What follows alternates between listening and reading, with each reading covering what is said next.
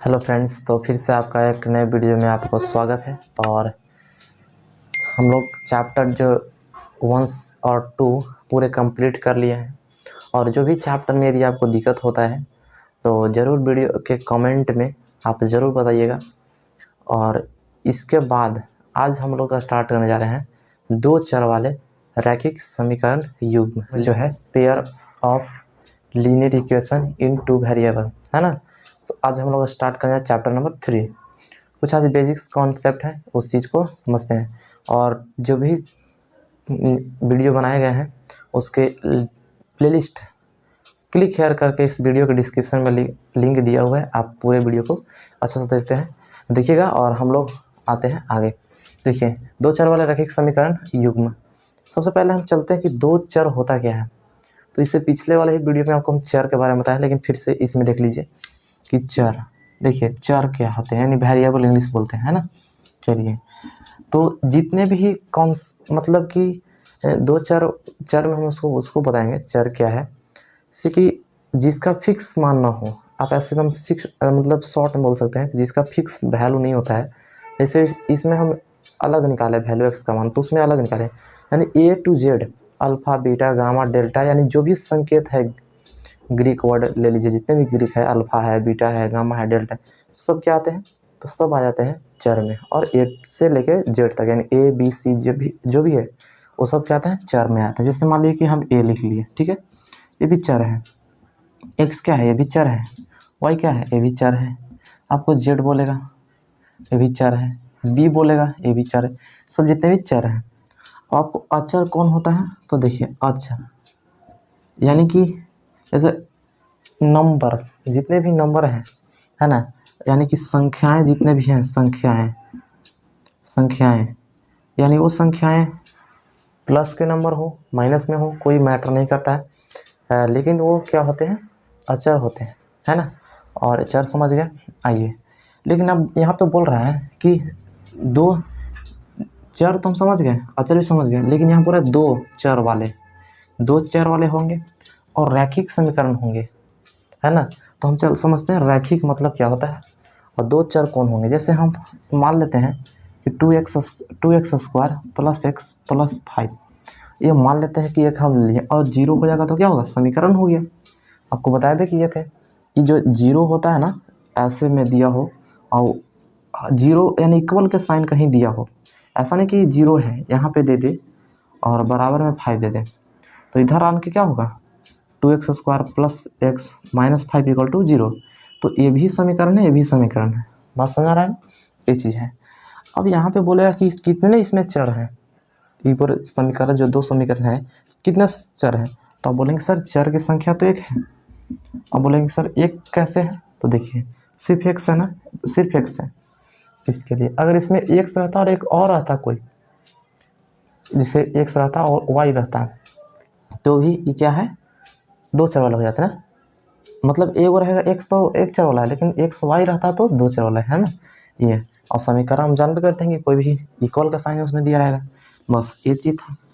अब हम आते हैं क्वेश्चन को समझते हैं। क्वेश्चन लेते हैं यहाँ पे x plus y equal to, मान लेते हैं कि 10 है, और x minus y equal to कितना है, 5 है।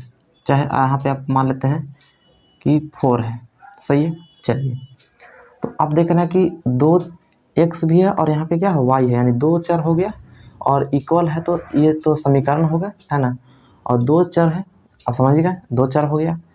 और रैखिक समीकरण यहाँ पे समझ लीजिए, यानी जिसका पावर, आपको हम बोले थे कि रैखिक बहुपद है, तो रैखिक समीकरण आ जाते हैं, है ना। रैखिक समीकरण इसमें आ गए। जैसे रैखिक बहुपद में हम बोल रहे थे कि जिसका पावर, जैसे मान लेते हैं कि 2x प्लस 5, तो इसमें पावर कितना है, इसका हाईएस्ट पावर कितना है चर का, तो चर का हाईएस्ट पावर 1 है। तो यहाँ पे देखना है कि सब इसमें भी एक है, इसमें भी एक, इसमें भी एक, इसमें भी एक, है ना। तो उसको कहते हैं हम लोग रैखिक समीकरण। अब अगर मान लेते हैं कि 2x स्क्वायर प्लस 4x और प्लस मान लेते हैं 4 दे देते हैं, ठीक है। ये चलिए, ये मान लीजिए कि है कोई समीकरण, मान लेते हैं 0, ठीक है। तो अब बताइए क्या ये रैखिक समीकरण है, नहीं। आप क्या बोल रहे कैसे नहीं है, तो देखिए इसका पावर कितना है, 2 है। डिग्री बोलते हैं, पावर बोलते हैं, देहात मतलब ये जो लैंग्वेज है घात बोलते हैं, जो भी आप बोलते हैं ऐसे देख लीजिए, है ना। ये था। चलिए आगे बढ़ते हैं। अब इसको हम लोग सॉल्व करने का हम बहुत सारे तरीके पढ़ेंगे, ठीक है। तो इसमें तरीके हैं, उस चीज़ को समझिए।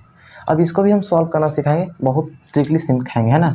ट्रिकली एकदम सिखाएंगे जो आपको बहुत गजब का लगेगा। देखिए, एक एक्स प्लस वाई है और एक एक्स माइनस वाई है, ठीक है। तब ऐसे इक्वेशन को थोड़ा ट्रिकली समझाते हैं, क्योंकि इसमें हमको देखना है कि कितने तरह के मेथड है जिससे इक्वेशन को सॉल्व करना, समीकरण को सॉल्व करने का तरीका हम सीखेंगे। तो देखिए, इसी को देखिए, तो एक्स प्लस वाई, तो पहले नंबर एक्स का वैल्यू कैसे, एक्स का मान क्या होगा और वाई का मान होगा। तरीका को समझिएगा। देखिए, 10 और 4 को जोड़िए तो कितना होगा, 14 होगा ना, 14 होगा, और 14 को 2 से डिवाइड करिए तो कितना आ गया, 7, यानी कि 7 आ गया, ठीक है। यानी एक्स का मान, एक्स का मान 7 आ गया। अब वाई का मान बोलेगा ना, वाई का मान बोलेगा, तो जो बड़ा वाला वैल्यू है ना, बड़ा वाला, उसमें से 7 को माइनस कर दीजिए। यानी आप 10 को माइनस करिए 7 से, तो कितना आ जाएगा, 3, यानी वाई का मान कितना हो जाएगा, 3। यही एक्स वाई का मान है। तो समीकरण सॉल्व करने का तो ये तो और बहुत शॉर्ट तरीका है, लेकिन हम लोग और कुछ बहुत तरीके हैं, जो 3-4 तरीके हैं, जैसे ग्राफीय विधि है। तो क्लास 10 में मात्र सिर्फ 3 ग्राफ होता है, तो हम उसको भी पढ़ेंगे, लेकिन पहले इसको इरेज करते हैं। तो देखिए, आइए हम लोग ये जो नोट कर लिए है ना, ये क्या कहता है कि समीकरण को हल करने का विधि। तो हम जब इसमें पढ़ेंगे ना, इस चैप्टर में, चैप्टर 3 में जब एक्सरसाइज करेंगे, तो हम लोग को ये इतने मेथड आएंगे पढ़ने के लिए। पहला है ग्राफीय विधि, जो 5 नंबर के एकदम गारंटी आता है कि 5 नंबर का होता ही होता है ना, आता ही आता है। फिर विलोपन विधि है, जो ऑब्जेक्टिव में आएंगे, है ना, गारंटी का ऑब्जेक्टिव में आएंगे, कहीं से भी आपको सॉल्व करने का कैसे भी दे देगा, तो आपको सीखना है। प्रतिस्थापन विधि है और वज्र गुणन है। ये सब इतने सिंपल विधि हैं कि यदि आप वीडियो के सब पार्ट वाइज अलग अलग वीडियो को हम अपलोड करेंगे, है ना, वीडियो को एकदम अच्छे से, एक वीडियो में आपको हम ग्राफीय पढ़ाएंगे, इसके बाद विलोपन पढ़ाएंगे, उसके बाद प्रतिस्थापन पढ़ाएंगे, उसके बाद वज्र गुणन पढ़ाएंगे, है ना।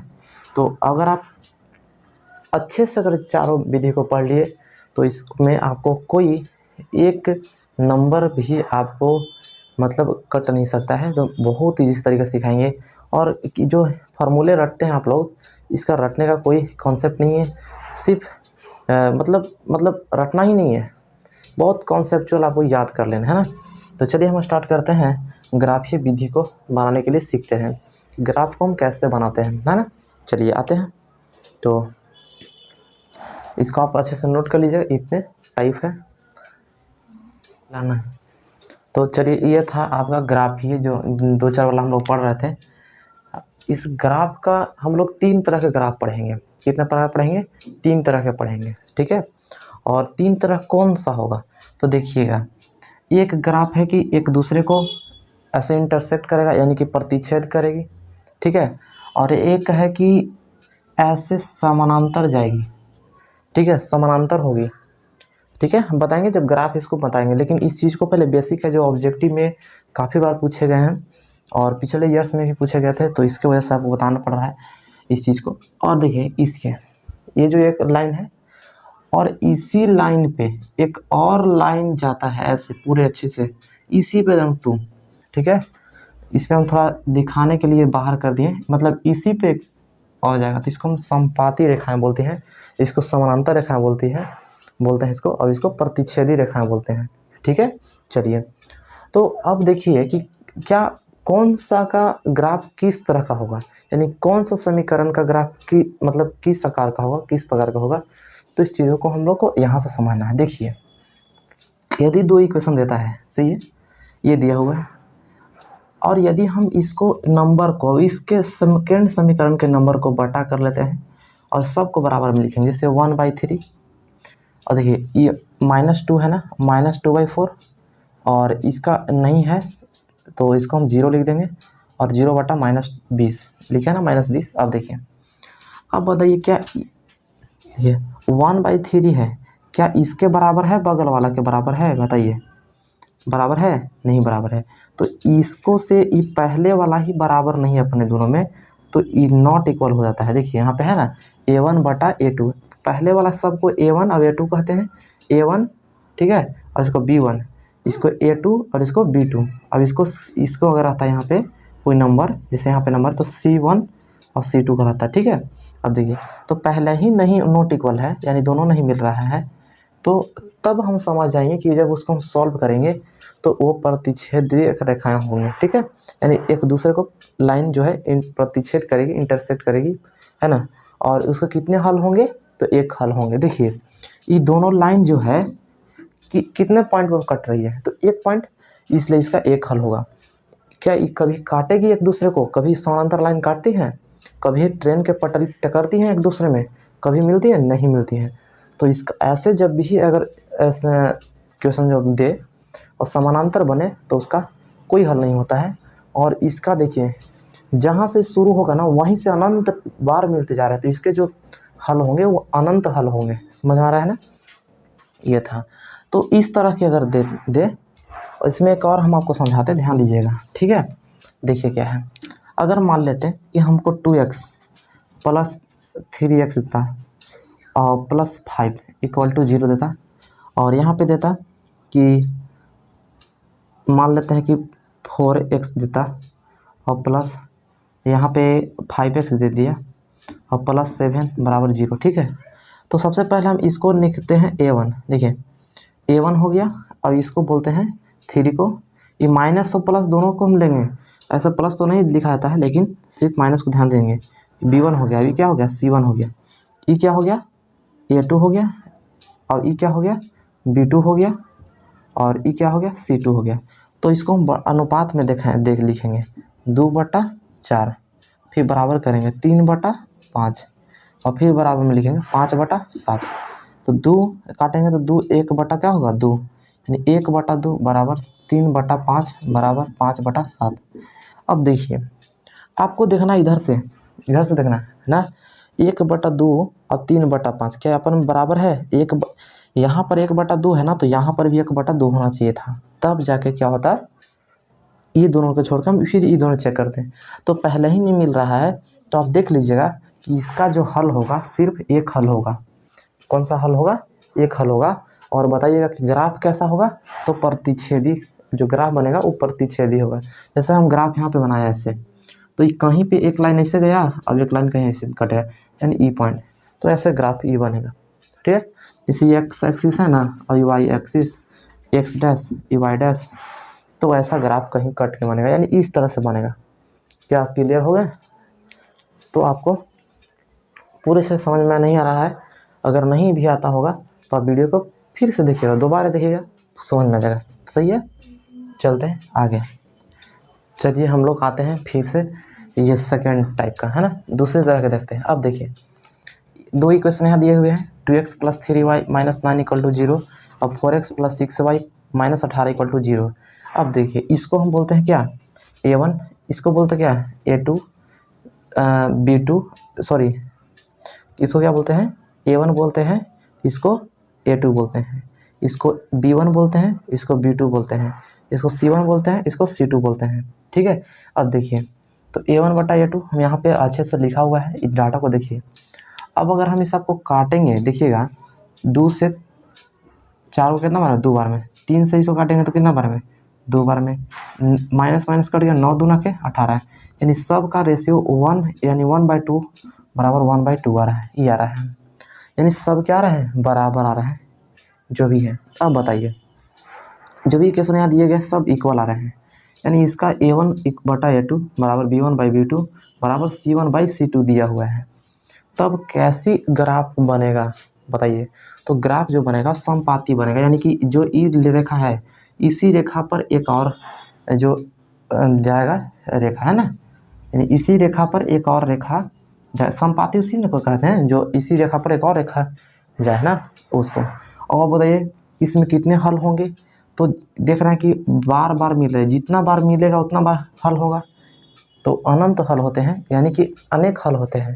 जहाँ लिखा हुआ कि अपरिमित रूप से अनेक हल, यानी कि अनंत हल हो सकते हैं, इसको डायरेक्ट बोल सकते हैं कि अनंत हल, ठीक है, अनंत हल आप ये बोल सकते हैं ना, मेनी सॉल्यूशन। आइए क्या आप समझ में आ रहा है, तो आप ये चीज़ को जरूर याद रखिएगा। देखिए बराबर बराबर बराबर होते जा रहा है, बराबर बराबर बराबर एकदम बराबर है, तो बराबर वाला क्या होगा, ढेर सारा है, ये चीज़ है। तो आप ऐसे आप कॉन्सेप्ट से याद रखिएगा। तो ये था थर्ड जो मतलब टाइप था, इस तरह का था। एक लास्ट हो गया, ये कौन सा लास्ट है उसको भी देख लेते हैं। चलिए, तो ये था आपका थर्ड कॉन्सेप्ट। इसी देखिए यहाँ पे दो तरह के इक्वेशन दिए हुए हैं, ठीक है। देखिए इसमें 1 है तो 1/2 कर लेंगे। देखिए 1/2 है यानी a1/a2, और इसका b1/b2 यानी 2/4 है, और -4 यानी कि c1/c2, ठीक है, c1/c2 -4/-12 यहाँ पे देखिए। अब इसको 1/2 है, इसको काट दीजिए, कितना होगा, 2 दूना के 4, सही है। अब देखिए माइनस माइनस और 4 तिहाई 12, यानी 1/2 हो रहा है, इसमें एक जगह इक्वल 1 क्या हो रहा है, 2 हो रहा है। यहाँ पे 1 कितना हो रहा है, 3 हो रहा है, यहाँ पे देखिए। तो अब बताइए कि ये दोनों तो बराबर हो रहा है, इक्वल है, लेकिन क्या ये दोनों बराबर हो रहे हैं, नहीं बराबर हो रहा है। तो क्या होगा, समांतर होगा, याद रखिएगा। कैसा होगा, तो समांतर रेखाएं होंगी, ठीक है।